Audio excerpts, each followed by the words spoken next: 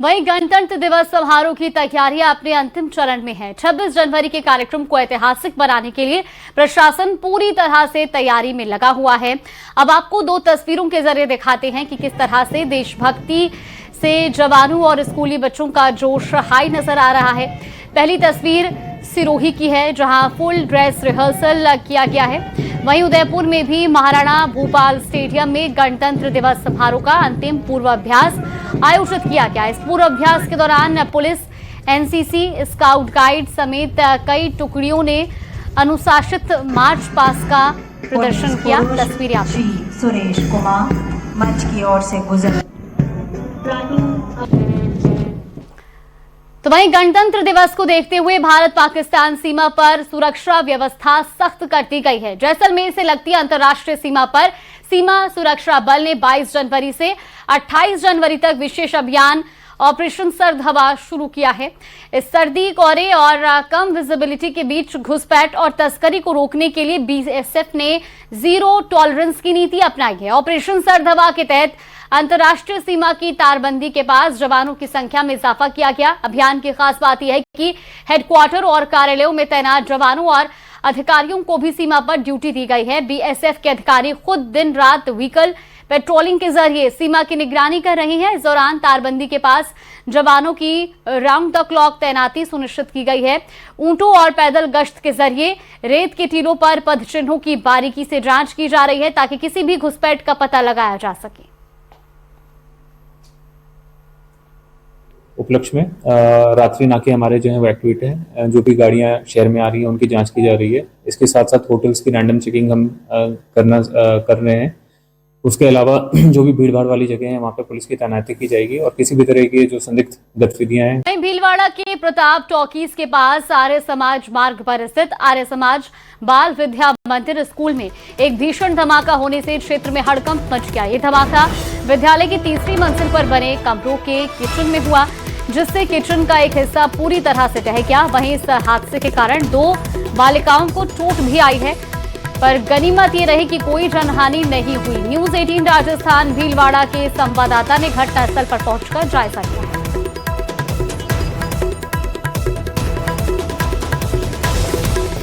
Arya Samaj school की छत पर ये वही कमरा है जहां पर सुबह 4 बजे भीषण धमाका होता है और उसके बाद पूरा कमरा तहस नहस हो जाता है। आप देख सकते हैं, मलबे से महसूस कर सकते हैं कि किस प्रकार से यहाँ पर जो दीवारें हैं धमाके के बाद गिर गई, क्षतिग्रस्त हो गई। और सुबह 4 बजे घटना है और धमाके की आवाज इतनी तेज थी कि पूरे शहर में वो गूंज लोगों को सुनाई दी। लोगों को लगा कि कहीं बिजली गिरी होगी, कोई टायर फटा होगा, पर नहीं।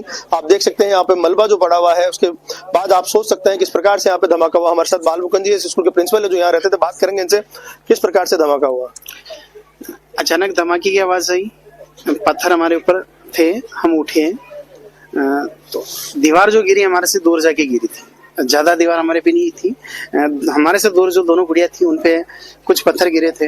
हम उठे, इन्होंने उनको उठाया, मैंने उठाया, फिर हमारे नीचे पुरी जी रहने वाले वो आए दौड़ के, हमने गुड़ियाओं को बाहर निकाला और ये घटना हुई। इनकी धर्मपत्नी में हमारे साथ है, बच्चों को भी चोट आई है जी, आई है चोट, हॉस्पिटल लेके गए थे, फिर सुबह उनको अब ठीक है। कितने बच्चे आपके, कितने बच्चों को चोट? 3 गुड़िया है, तीनों की थोड़ी थोड़ी चोट आई, 2 के ज्यादा आई, 1 के कम आई, 2 के ज्यादा आई। कहीं ना कहीं इस धमाके के बाद जो शहर है, शहर भर में आवाज गूंजी थी और कोतवाली पुलिस यहाँ पर मौके पहुंची, एफएसएल टीम यहाँ पर मौके पहुंची, साक्ष्य जुटाए जा रहे हैं और लगातार इस पूरे मामले की जांच की जा रही है। वीडियो जर्नलिस्ट संकुश सराटे के साथ राहुल कौशिक, न्यूज 18 भीलवाड़ा। अगली खबरों में आगे बढ़ते हैं। जोधपुर से बड़ी खबर अब सामने आ रही है, जहां पर लापरवाह अधिकारियों के खिलाफ जन आक्रोश देखने को मिल रहा है।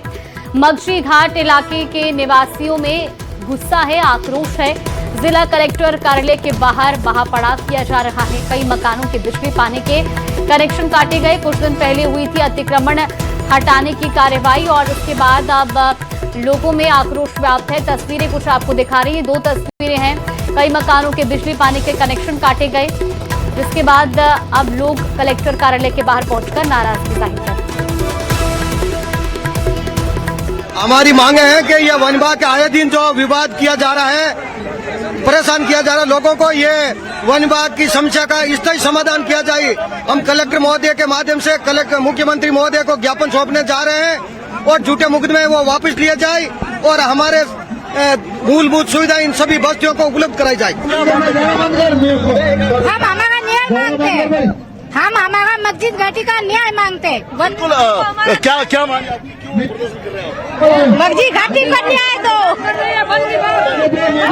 परेशान कर रही है, वन विभाग परेशान कर रही है। जी बताया, हम तो हमारे माउंट मस्जिद की घाटी से है। हमने गवर्नमेंट 8 रुपए स्कूल दी है, पानी की टंकी दी है। आप देख सकते हो शोर शराबा इस बीच। और अगर बात करेंगे क्या मान लेके आए हो? हमारे को वन विभाग बहुत परेशान कर रहे हैं और मूलभूत सुविधा नहीं दे पा रहे हैं, और जो हमें सुविधा चाहिए वो सुविधा नहीं है। बार बार लेडीज को परेशान कर रहे हैं, बच्चों को परेशान कर रहे हैं, टॉर्चर कर रहे हैं। बार बार वन विभाग के अधिकारी आ रहे हैं और ये वन विभाग में भूमि नहीं है फिर भी हमें परेशान कर रहे हैं और हमें कॉलोनी वासियों को सुविधा नहीं दे रहे हैं। कितने लोग आप आएंगे? हम कम से कम 5000 से ज्यादा लोग हैं, और अगर केंद्र सरकार हमारी मांग नहीं सुनेगी तो पूरे राजस्थान की कच्ची बस्ती हमारे साथ आकर इस धरने में सम्मिलित होगी और न्याय लेगी। हम प्रशासन से निवेदन करते हैं कि इन कच्ची बस्तियों को पट्टे वितरण किए जाए। ये 10 से 15 हजार लोग कहाँ जाएंगे?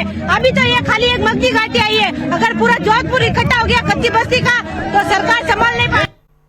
और चलिए आपको सीधा लिए चलते हैं कोटा। तस्वीरें दिखाते जहां धीरेन्द्र कृष्ण शास्त्री की कथा में मुख्यमंत्री भजनलाल शर्मा पहुंचे हैं। तस्वीरें आपको दिखाते हैं। आज के राम कथा और गौ महोत्सव के इस कार्यक्रम में